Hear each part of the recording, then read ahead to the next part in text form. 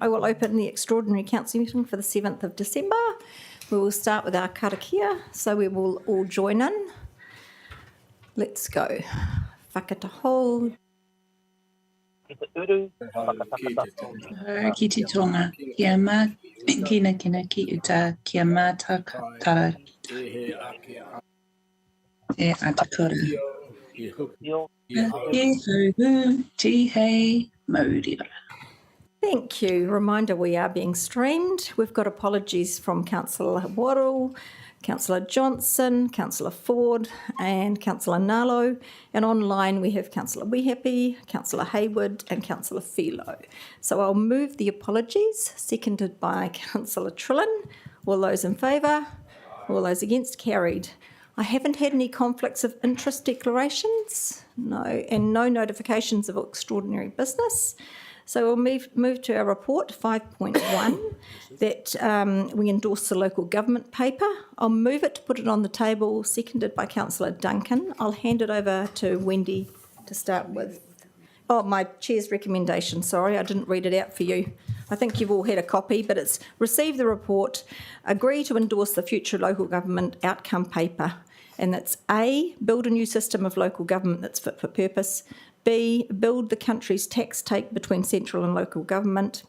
Sorry, rebalance, Anita. C, create stronger, more authentic relationships between local government, iwi, hapu and Māori. And D, align central, regional and local government priorities. And E, strengthen local democracy and leadership.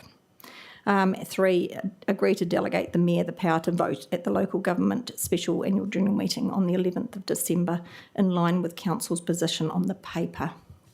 So you're okay with that, Councillor Duncan? Thank you. Okay, I'll hand it to Wendy first. Kia ora, councillors. You'll all be aware that the Future for Local Government panel delivered its report some time ago, and since then Local Government New Zealand has been working to achieve consensus amongst the sector. An unenviable task, one would have to say, but this is the position they have arrived at. It seems a reasonable position.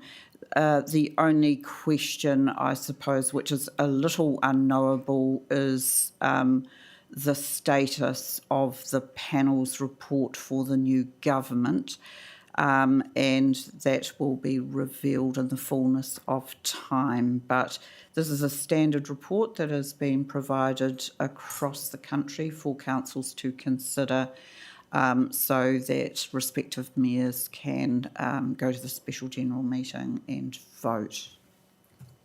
Do you want any comment? Thank you.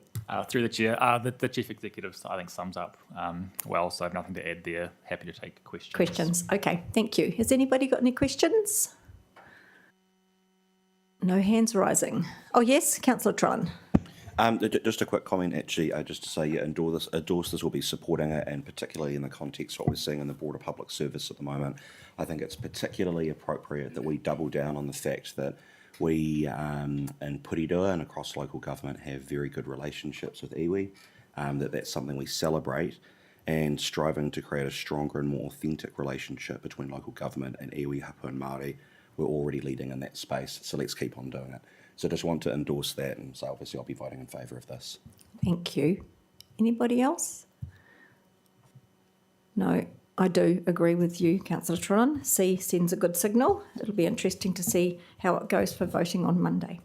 So all those in favour? Aye. All those against? Carried. That brings our meeting to an end at 8:19. So we'll close with our karakia. No, we won't, because we're going to audit and risk, so we're going to leave it open. Sorry. So I'll get out of the chair. Thank you.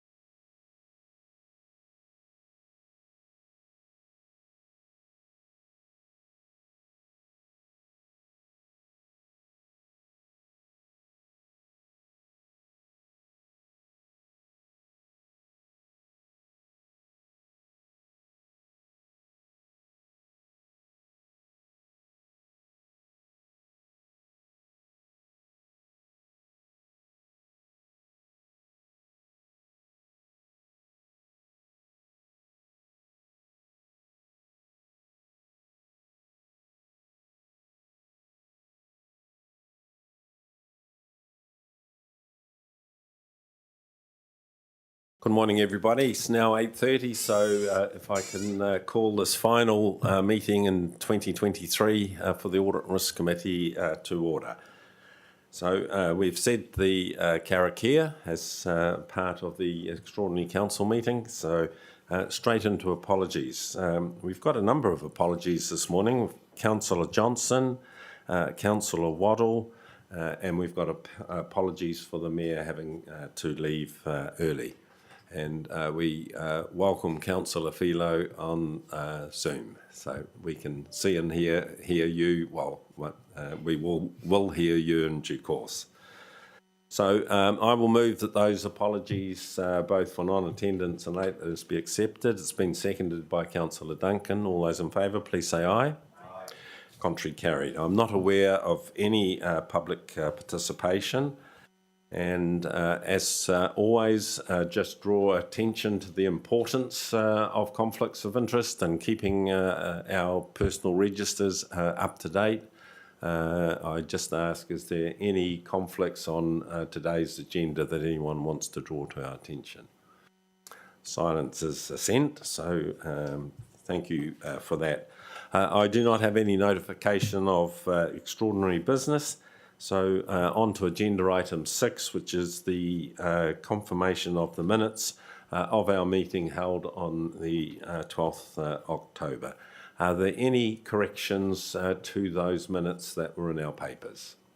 There being none, I will move that the minutes for the meeting of the 12th of October 2023 are correct. Do I have a seconder for that, please? Thank you, Councillor Leggett. Moved and seconded. All those in favour, please say aye. Aye.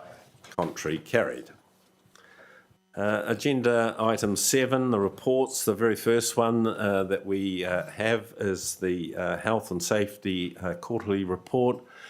Sam, are you going to take us through this? Thank you very much again for the preparation of the paper. Detailed, always an interesting report for this committee. So take the paper as read and just highlight the points that we should be aware of. So to get it on the table for discussion, I'll move the motion that we note the report for the health and safety quarter ending September. Seconder, thank you, Mayor. Thank you, Sam.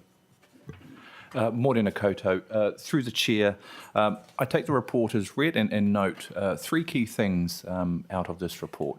The first being threatening behaviour incidents. We have seen that go up this particular quarter, and we are starting to see more extreme aspects of threatening behaviour directed towards our staff. Of course, the 2 most notable incidents being racial-related abuse, verbal abuse, as well as an incident where staff felt so unsafe that they didn't want to leave the facility without police presence. So we are starting to see elements of that occur. Of course, it's not isolated to Porirua City, and we're seeing it across the broad spectrum of workplaces in our country. We've seen countdown to a bunch of different things.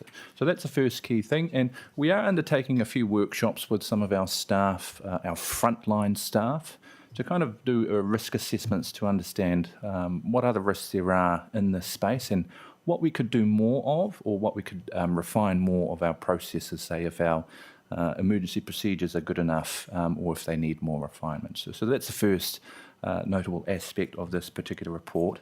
The second one is our people have been experiencing quite a few issues over at the BNZ building with their lifts. And of course, issues with those lifts have consequently resulted in staff not feeling that comfortable riding those lifts. And of course, through that, we have had teams undertaking work with the property owner to assess how long those issues will last for, but also identifying other options for us as an organisation and what that might mean, especially as our people continue to go through those issues over at there. Only today we had an issue there this morning So this is an ongoing piece of engagement in that particular workspace. And the third point to raise is we did have a WorkSafe site assessment. So EnviroWaste had a site assessment some months ago. This was a consequence of a staff-related incident last year where one of their staff fell into the refuse pit. And so WorkSafe decided to do a proactive workplace assessment, which is effectively an informal investigation to look at their processes, procedures, and their workplace culture. The result of that assessment was that EnviroWaste was found to be working above board, and all things were actually working as they should be. So it was a positive result in the end. But that's probably the three notable points. Thank you. Thank you, Sam. Councillor Duncan? Thanks, Sam. With the BNZ there, is there a struggle with the owner of the building or something? I mean, why aren't the lifts being fixed in the first instance? Through the chair, it's my understanding there is a replacement program underway. Of course, the issue is the pace of that replacement program is where we're having issues with it. And you do need to replace all three of their lifts, which is costly and timely. And of course, it's the challenge of how quickly are they able to make that change versus our staff's expectations of these things are still happening. So that's primarily the challenge there. I noticed on page 18, pain and discomfort, the breathing issues are still there at the pool, and quite a number of them, I think 11 of them. It's down on previous numbers, but it is still a problem, is it, with all that we've done already to remediate? Through the chair, this is an inadvertent consequence of us creating a new incident reporting mechanism where we are starting to see if you are struggling with any sort of breathing issue, even albeit minor issues, please report it.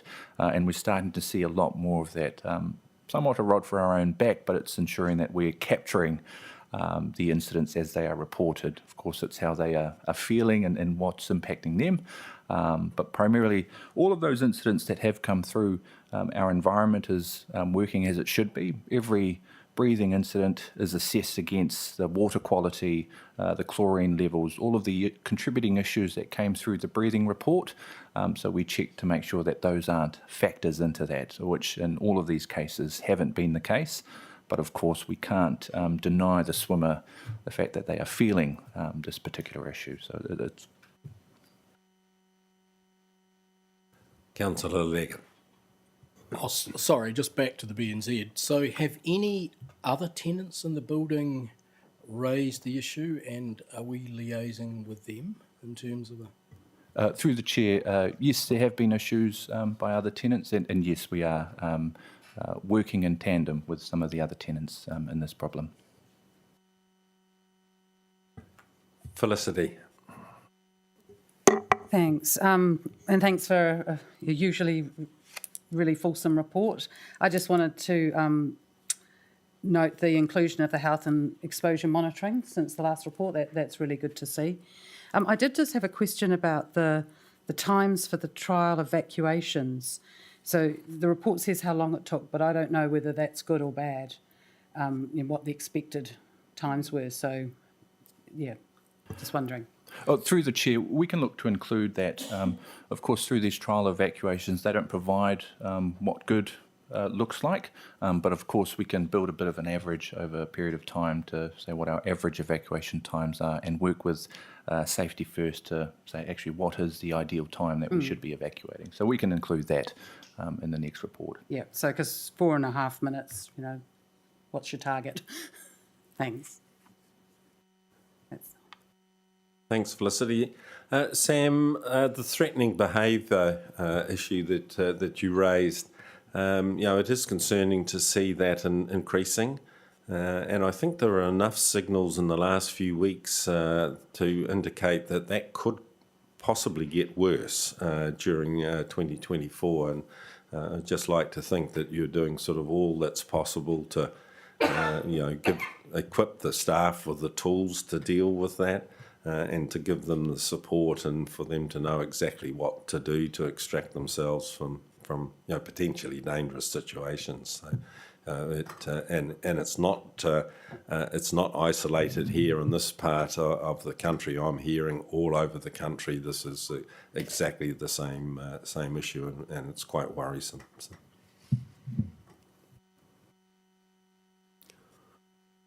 Right, any other discussion, any other questions on the health and safety report? There being none, it's been moved and seconded that we receive this report. All those in favour, please say aye. Aye. Contrary, carried. Thank you for that. Now, agenda item 7.2, which is the final control findings report following the audit by EY at 30 June 2023. We've been asked to receive this report and note the control findings and agreed management actions. So I'm happy to move in that regard. Thank you, Councillor Trelin. Peter, you are going to give us a heads up on that, and then we'll ask Sam, welcome Sam to the meeting again after that. So, Peter, thank you. Thank you, Chair. So probably the most important thing to note in here is there are no high audit observations, so that's really promising. Couple of things that we need to kind of focus on over the next year. Particularly around just ensuring our record keeping is accurate and up to date, particularly in some of our systems that we use. There are a couple of IT observations there. At the moment, we're in a transition sort of process between systems. So hopefully over the next year when that settles down, we'll be able to put into place some BAU processes. There's also a couple of observations noted around our policies. So we have a lot of policies in place and we just need to make sure that they're being followed. Thank you, Peter. Sam, we've got the detailed report, so take it as read, but any introductory comments we'd appreciate from you. Thanks. Thank you, Chair. So in the course of our audit, we make observations to management on areas of improvement, observations on internal controls or other matters arising from our procedures.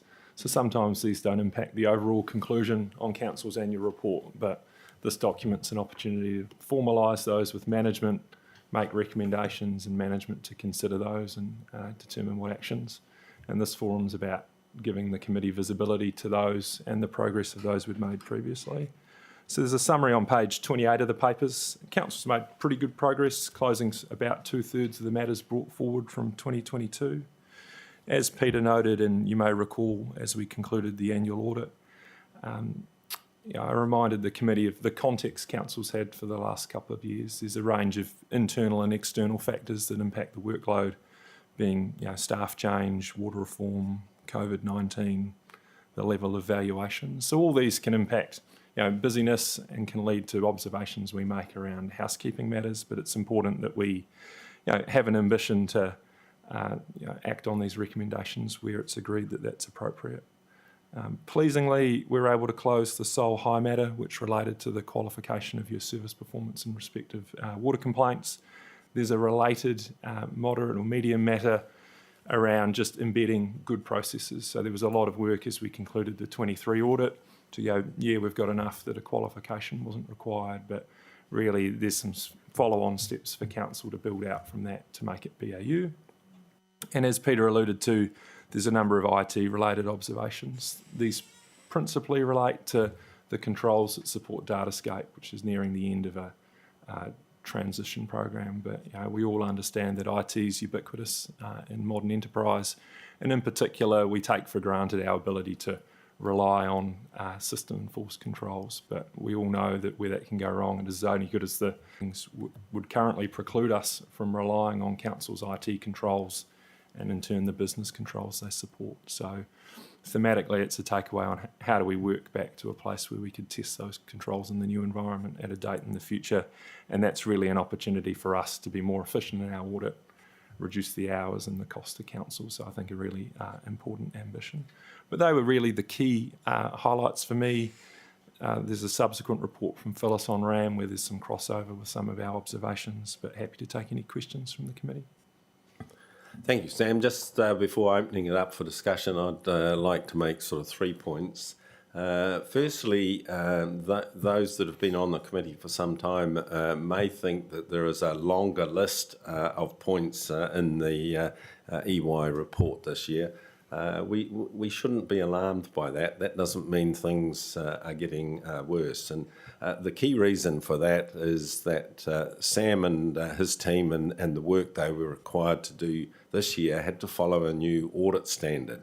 It's what's known as ISA 315, which is specifically targeted at controls and processes. So with that deeper work, I would imagine, Sam, that's what sort of drove a sort of perhaps a longer list of items, because there's much more detailed audit focus required now around systems and processes.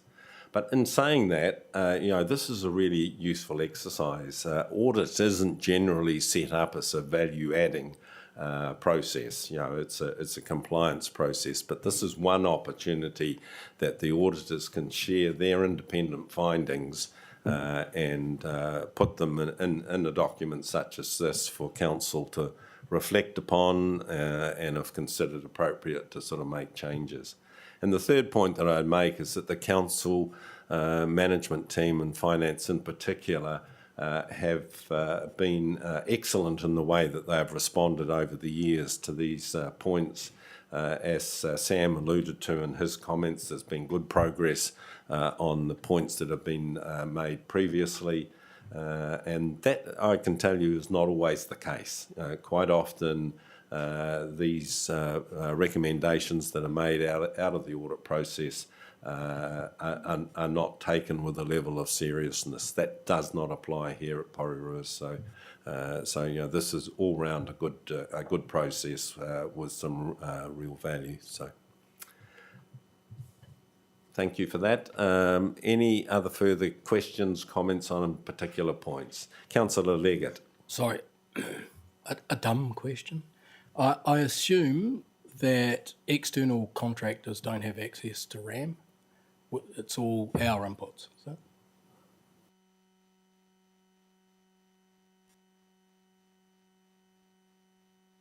Down this table, though. We have external contractors in the transport department, so think of it like we have staff and contractors, but within the transport department there are 2 staff who principally work in the RAM database at the moment. When this report was written, again, 1 or 2, there was a principal engineer, as a staff member who was working in the RAM database. So it's internal, but we liaise with Downer, etc.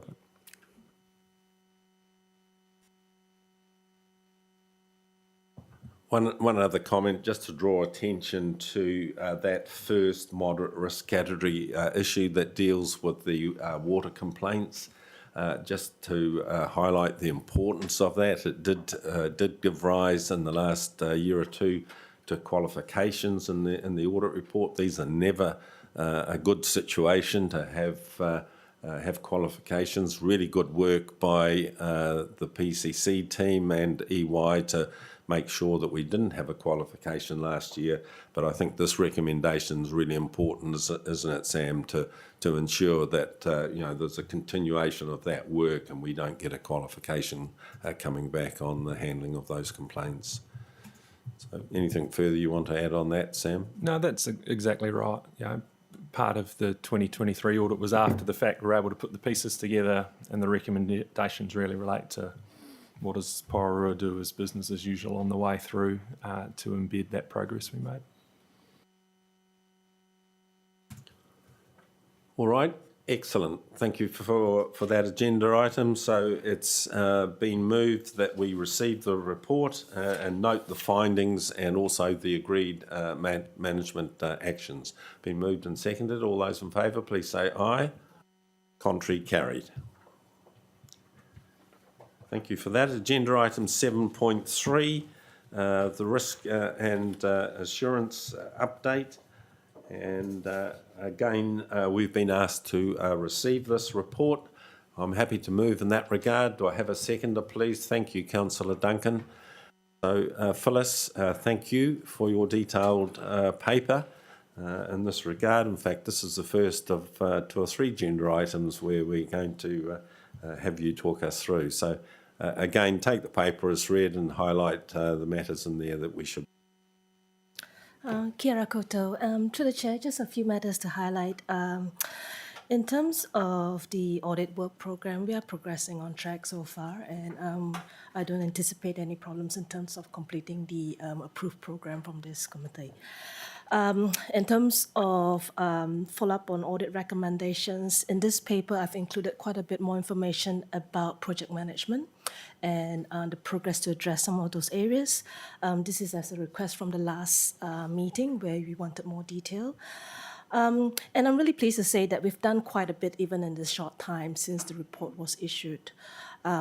This is something that we'll keep track on, that I'll be working with the program and project manager to continue to make sure that we actually do understand and follow our project management policy, and to just kind of leave the maturity and capability around project management. And one audit was completed during this period, and that's around the looking at the claims submission process for Waka Kotahi. It's quite a narrowly focused audit, looking at a couple of issues. And from that audit, there are a few things that management needed to address. There were some concerns about whether we were accruing correctly or not, but I don't think there was any issues around that. There were some issues around timing and making sure that we actually check before we put the claims through. So there's some recommendations around peer review and just making sure those claims are basically correct. I made some checks around whether construction dates were valid, and they were. Again, there was some process improvement around how we document that changes. That definitely need improvement, and those were also reflected in, I think, EY's report. In terms of user access, again, yes, this is something that they need to do, and they've done it at the point of the audit. So I've acknowledged that management have made a tidy up around the RAM user access, but really this should be something that's done on a regular basis. So those are some of the highlights on the review, and to the Chair, happy to take any questions. Thank you, Phyllis. It's good to see you making excellent progress on your plan. Can I just ask a question in relation to the special audit that you did on the claims process and the RAM user access? I know that was done sort of ahead of the Waka Kotahi audit itself, and the objective, if you like, of this particular exercise was just to sort of prepare you for that process. And did it deliver on that? Was it sort of helpful to identify some issues ahead of the Waka Kotahi review? This might have to ask management whether it was useful or not to answer that in terms of answering my own report. Yeah. Well, maybe I should direct it to Roy and or Andrew. So, did this help out in the overall process of the audit of these claims? Through you, Chair, I'll just start, and then Andrew can comment. But yeah, I think it was useful because I guess what we wanted to do was understand what our potential risks were as that process approach from Waka Kotahi, and I think while there are some issues there, there was no sort of what I describe as showstoppers. So we went into that audit relatively comfortable. Their audit had a slightly different focus, obviously, but this provided us with some good insight and improvements also flowing on from the annual report and some of the areas that we needed to improve for next year. So, but Andrew can give you an update on the Waka Kotahi audit. Through the Chair, I think it was valuable. So there's a couple of things there. The RAM database, the reviews have shown that what the staff was doing was logical, essentially. You've got a staff member looking at an area of Porirua and seeing some houses that were built, say, in 1965, a road that was put in 1965, and we have an asset like a retaining wall that doesn't have a date beside it. So they put 1965, but there's no logic recorded of, I did it because the assets around were done in 1965. So it's procedural and tidying up. So it was nice to see that the logic was correct and the procedures will be there. So I'm fine with that. The overclaim is always difficult with finance, roading and NZTA waka kotahi in terms of getting the timing right. So that can happen, the adjustment at any particular time. So not too worried about that. The 2.5% administration issue, if you read Phyllis's report, it comes from the point of view that PCC is doing what's correct. We know from the Waka Kotahi auditor who is yet to finalise their report, they're not happy with the way we are treating that 2.5% issue in PCC. The auditor told us to go and have a look at what Capity does. What Capity does is not what the auditor thought they would be doing. And the previous GM of corporate adopted a system that Upper Hutt was doing. So we haven't quite tidied that up. We will, but it's a difficult one. And again, what we're trying to do at PCC is maximise Waka Kotahi's 52 or 53% contribution to Porirua. To just have a system that doesn't burden us overly with administration. So finance is trying to work that through. Roy, you might be able to comment. Yes, what we've typically done with this particular overhead allocation is we journal it through and then it goes into the claim. The Waka Kotahi audit doesn't like journals and wants us to generate an internal invoice for everything, which the interesting thing is to generate an internal invoice, you will need data by a spreadsheet to total it up, which is the same information you use to putting through a journal. So I describe this as work in progress at this point in time. Councillor Leggett.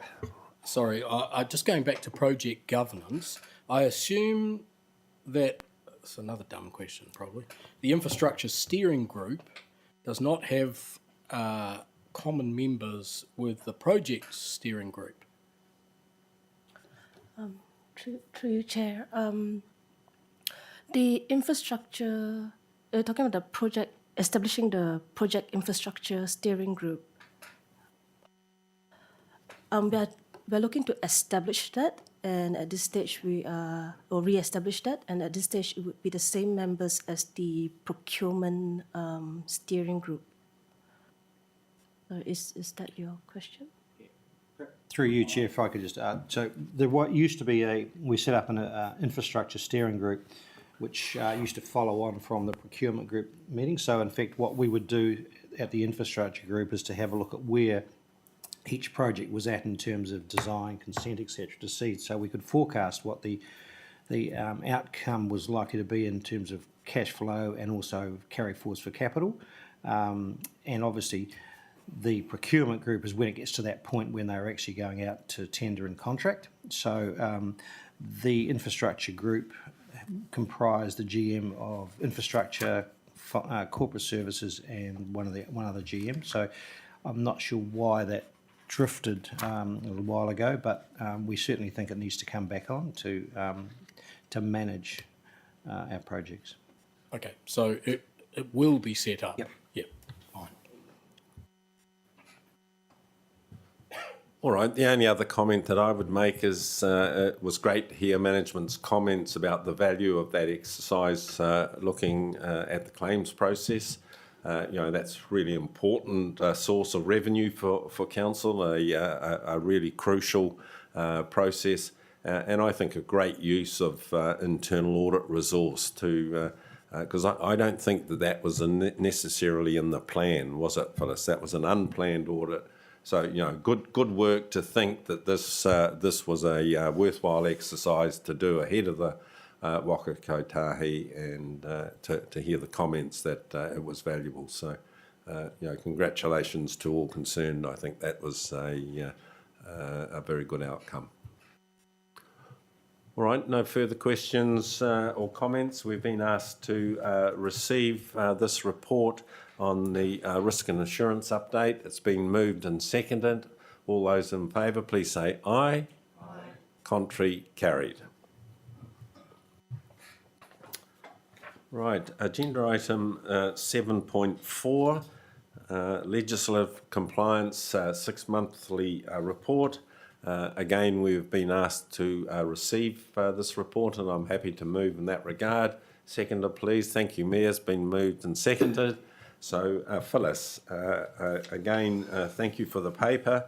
This is a standard 6-monthly process, as the title of the agenda item suggests. So, is there anything you wish to draw to our attention? Just to highlight that for this round, we've added two legislation, not necessarily new legislation. And that's around the Construction Contracts Act, where there were several new obligations that we wanted to check on.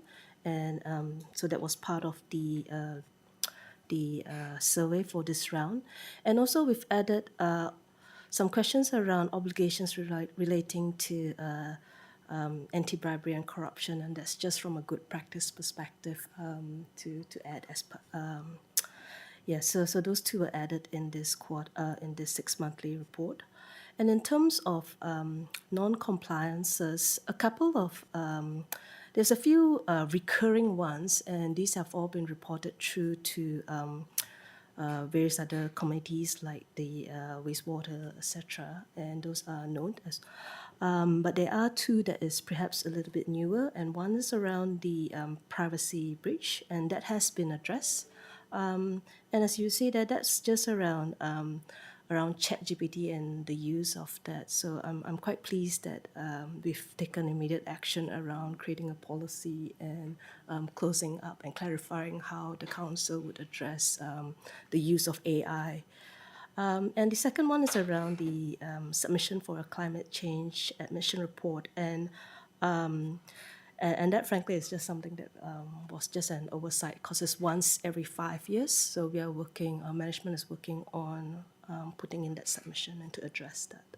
So that's about it.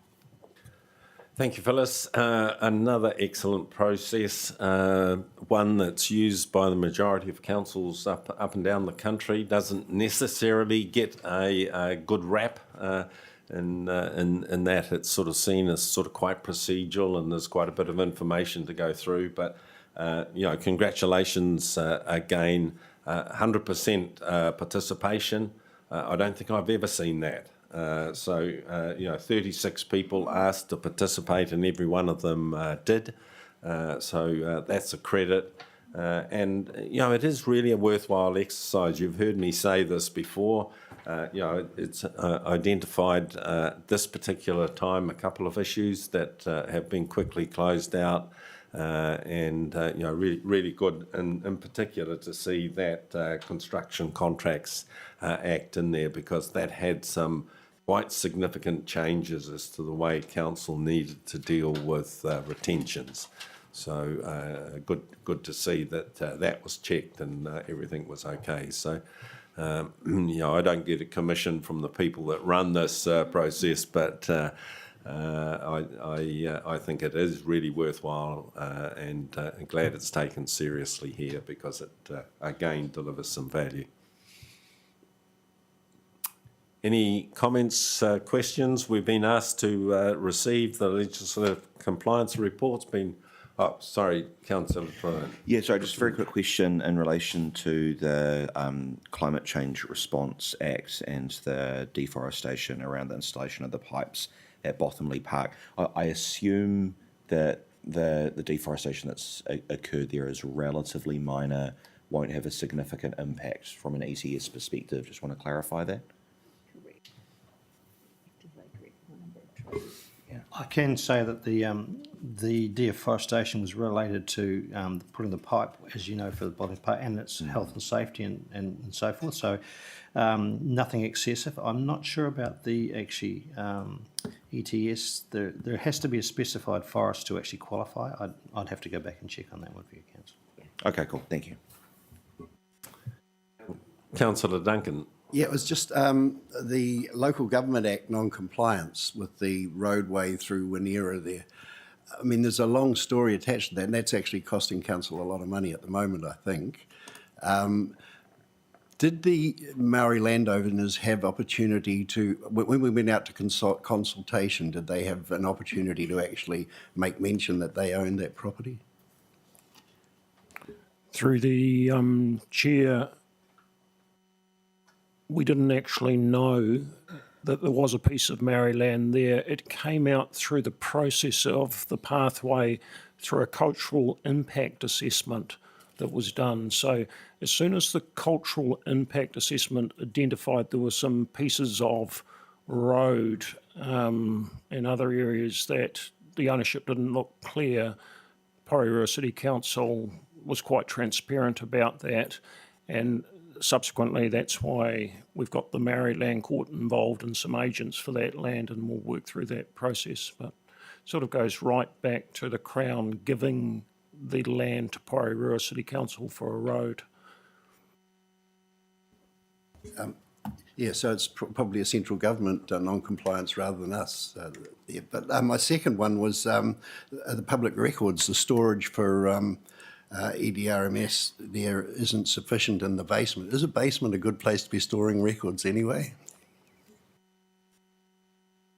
You'd have to say no, it is not an ideal place to store records. We are looking at a gradual digitisation of records. It's of course costly, so we are taking that cautiously, but that's a work in progress, and it's inclined to, unfortunately, trail in near the bottom of the list of priorities. Thank you for that discussion and questions. There being no further, it's been moved and seconded that we receive this compliance report for the 6 months. All those in favour, please say aye. Aye. Contrary, carried. Agenda item 7.5, which is the strategic risk report. And again, we're being asked to receive this report, and again, it's a pleasure to move in that regard. Do I have a seconder, please? Thank you, Councillor Turan. So again, Phyllis, you're in the chair on this. Thank you very much for the paper and the work that you've done in updating the strategic report.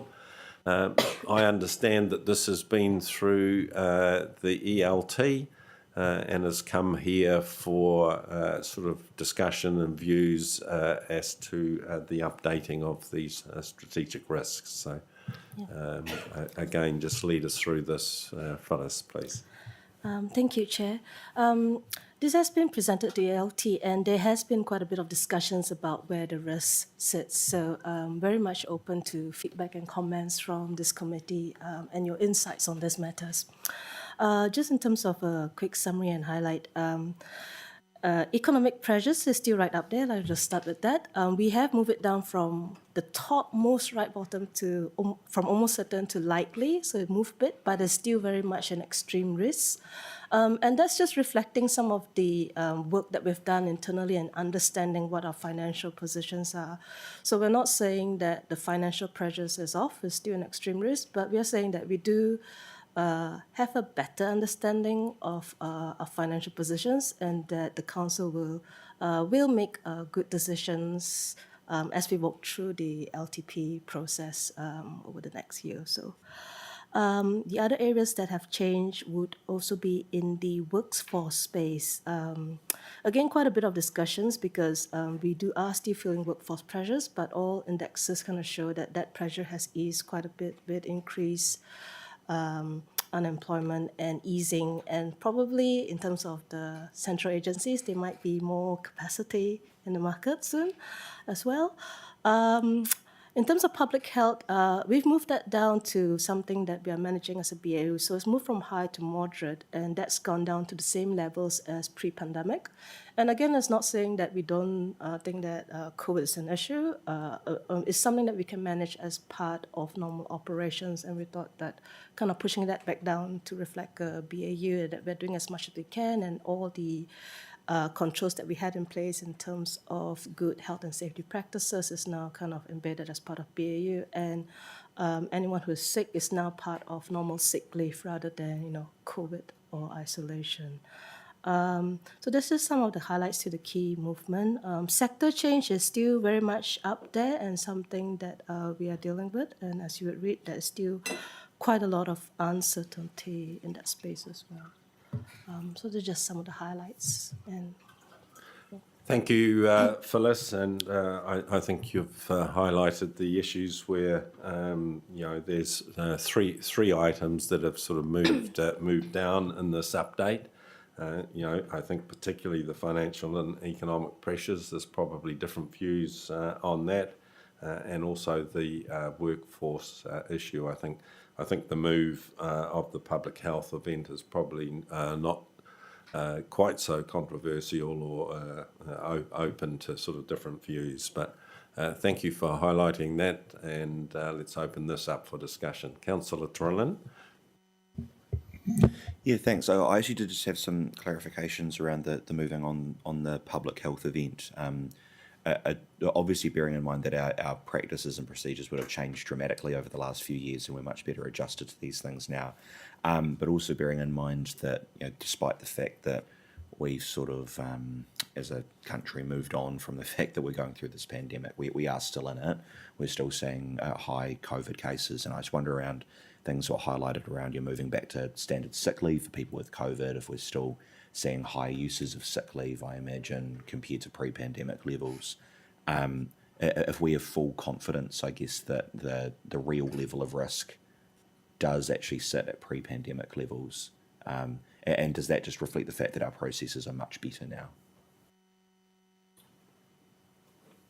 I'm happy to answer that, and I might defer to Jerry. We obviously it's a long way off when we had lockdowns and no jabs available for people. So we had put a whole lot of things in place during that period, including COVID leave to ensure people could work from home but have greater flexibility on leave. All of those provisions have gone, so we are now back to what we regard as pre-pandemic kind of controls and processes. Yes, we have got a lot better. Turns out the pandemic plan we had prepared probably for bird flu, I suspect, back in the day, was not very good for COVID. So, we have now experienced a pandemic and we have much better processes in place. Jerry can comment on the actual leave, but my sense of it, even though there is quite a lot of COVID around in the community at the moment, is that our leave is not particularly high. There's been, anecdotally, I'm aware that people are saying, oh, so-and-so's got COVID, and but they can work from home often, not always. But Jerry may know in greater detail the actual leave currently. Yes, through the chair. Our sick leave absences have sort of gone back to what they were prior pandemic. We do notice that people who are getting COVID, they take their sick leave. People are sort of quite open about sharing that information, that they've had COVID and they're taking time off. And for a number of staff who are under the weather but able to work, they often choose to work from home, and that works quite well. So, staff have up to 10 days sick leave, and on occasion, sick leave balances run out, and there is an opportunity for kind of one-off allocations of additional sick leave where people have found themselves in a difficult situation. So, at the moment, we're pretty happy with the systems and processes in place. Cool, thank you. And I guess just further to that, one of the things that we obviously found difficult, you touched on, Wendy, was that when the pandemic happened, our pandemic plan at the moment wasn't one that was appropriate for COVID, and we basically had to develop things again. Obviously, in a hypothetical future pandemic, we would likely run into a similar situation where if it was a different, something of a different nature to COVID. I wonder if you have any comments around, from what we've learned from this process that we've gone through, in the event of another new novel pandemic where we have to develop something quickly, that would we be in a position to respond to that faster, do you think, and change our processes faster, just based on what we've learned over the last 3 or 4 years? I think we learnt a lot during COVID, and we certainly, that whole working from home and the capability in an IT sense for all of that has improved out of sight. I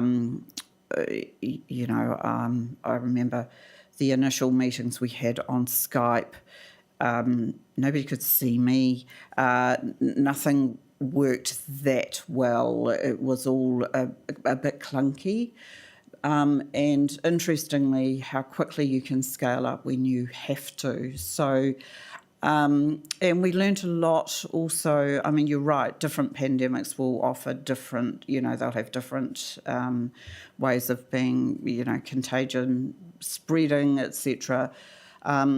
We did a few things that you sort of think, oh no, in retrospect, that probably, if something had gone wrong, we would have laid an entire, like for example, at the Emergency Operations Centre, we had people working across shifts. Probably not a good idea, as it turns out, but, we were lucky to escape from any consequences for that, but we kind of woke up to that sort of halfway through that process and sort of thought, oh no, everyone was sanitising and doing everything they should have, but actually that was when it was at its height, and we didn't have the ability to protect ourselves at all. So, we learnt a lot, but probably the technology is the main thing that you would say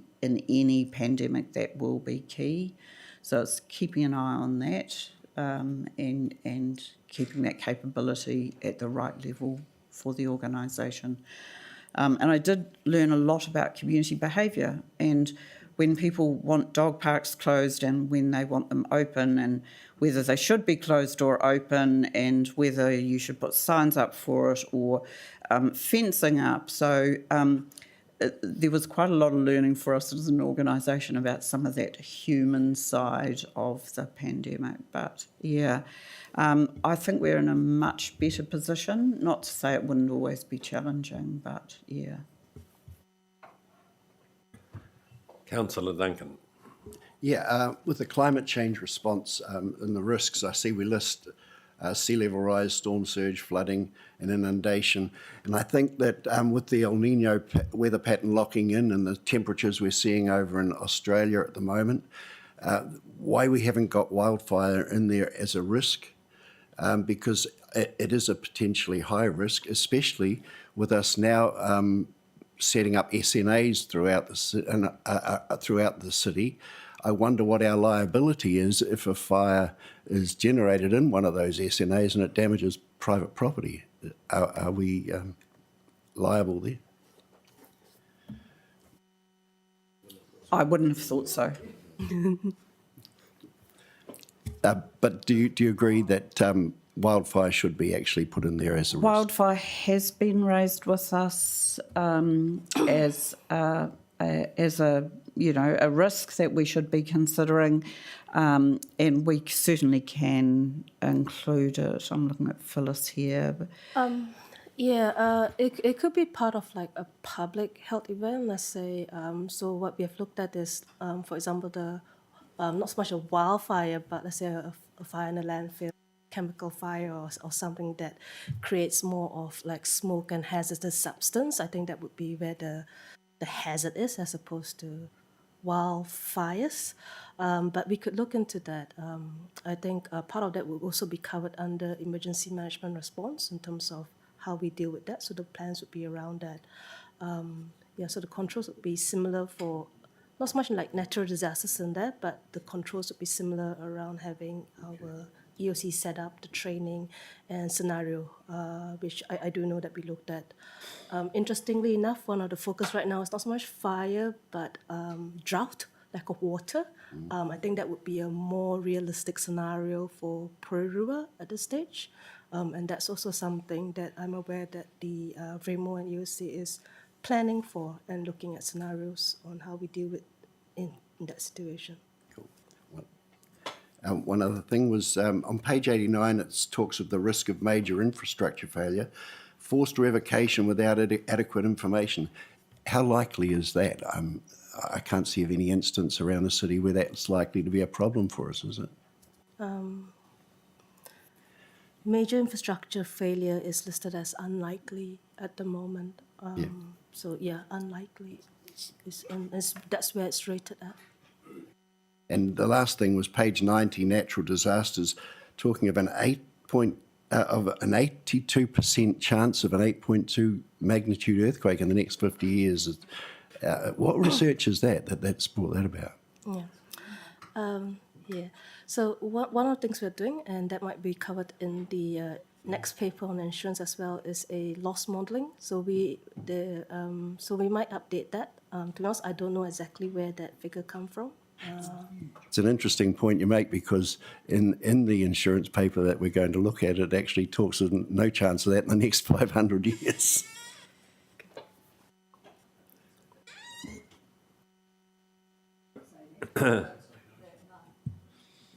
Thank you, Councillor Duncan. Felicity. Thanks. I'm just picking up on the public health event, the drop in the likelihood, and I understand the reason for that around COVID experience and lessons and preparedness, but it's more picking up on the impact of El Nino and, as you just said, about the drier climate, etc., and the increased risk around water contaminant. So I'm just wondering what consideration was given to the weighting of that in the reduction of the risk for a public health event for a different reason than COVID. So one of the things with the risk profile, I guess I should highlight is it's not so much the event happening, but the impact of the event as well. So the full risk, the public health event, the full risk is that the risk that the council is unable to respond adequately or has an inefficient response in that situation. So yes, in short, yes, I feel like we have considered that. Not just public health isn't just COVID, but we have looked at water as well as hazardous substance, so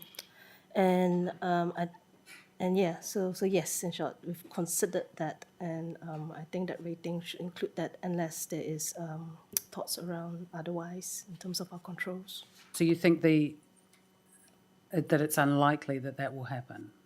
It is unlikely that we would have a public health event in which the council does not respond adequately, resulting in health and safety, financial impact, and reputation damage. Okay.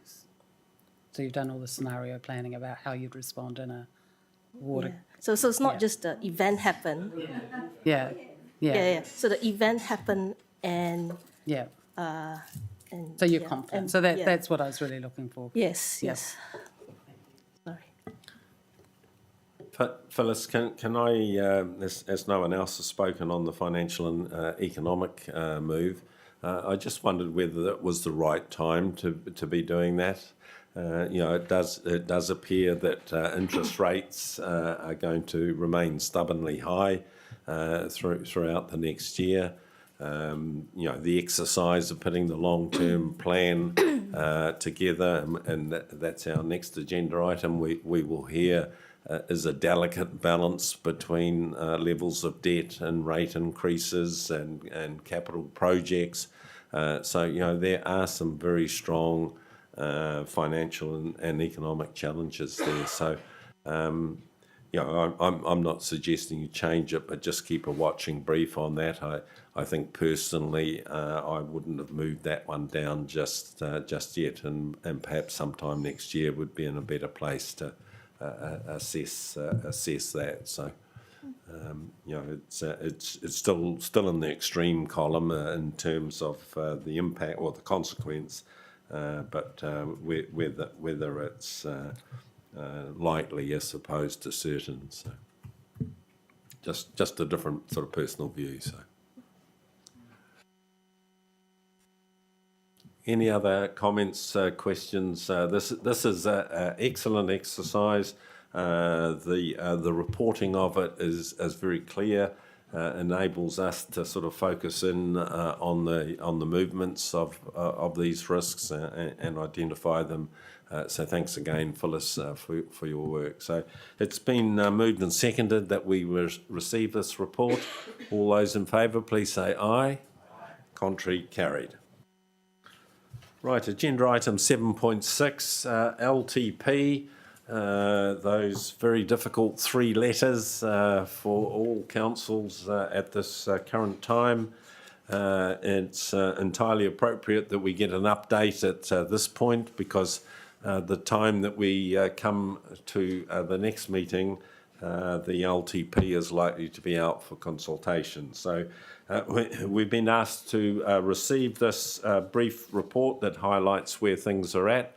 I'm happy to move in that regard, seconded by the Mayor, who is going to lead this. Roy, thank you for you and your team's efforts on a very, very challenging exercise this year in the LTP. So, yeah. Thank you, Chair. The paper really just wanted to highlight to the committee details of what Council recently considered through the TPK meeting as we formulate, finalising or getting towards our rate level and also our capital program going forward. So this paper really wanted to highlight to Council the projections that we were on prior to the three water reform seemed to be okay, because we were passing across most of the work program and getting some debt recovery as a result. But with the change of government and the pending removal of those reforms, we will be left with the three waters for the foreseeable future. The LTP has assumed it's for over the 10-year period, but we have effectively been focusing on how do we, using my language here, wash through what we've sort of got in the commitments trail for the three waters. It's actually at an unaffordable level, what it was for us as a council. So this paper was really to highlight to Council the struggle that we're having in terms of, if we continue on a high capital program, we would be pushing our debt headroom, and we didn't want to go into that degree. So we made a significant change in terms of pulling out $60 million worth of capital for the current year, and reduced what was projected for the first year of the LP down by a further 600, and that still results in a significantly high rate level for year one. But with the decision that Council made regarding the fiscal envelope for the 10 years, we can manage with our headroom. So that's, I'm happy to take questions on it. Thank you, Roy. Councillors have been through this up and down, in and out over the last few weeks. So they're all depressed on that side. Yeah. So it's over to you and I, Felicity. So any comments, and all I can say is to acknowledge that this is a really, really difficult challenge in the current times. the uncertainty around the water reforms, causes immense issues. The capital programs that all councils around the country have entered into, assuming that the 3 water assets were going to be transferred to other entities, are now all looking sort of somewhat sort of not sustainable because of the impact that it does have on the debt levels and the ceilings. So, certainly based on my early involvement with this and also this paper, I think a very sensible approach is being taken. It's still not going to be easy. It'll be interesting to see what the feedback is from the consultation.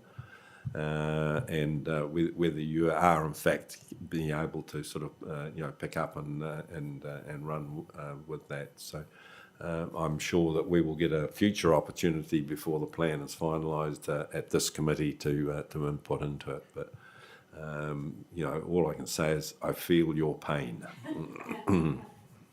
I can just reiterate that, incredibly challenging and such difficult decisions. So, yeah, I think Warren summed it up.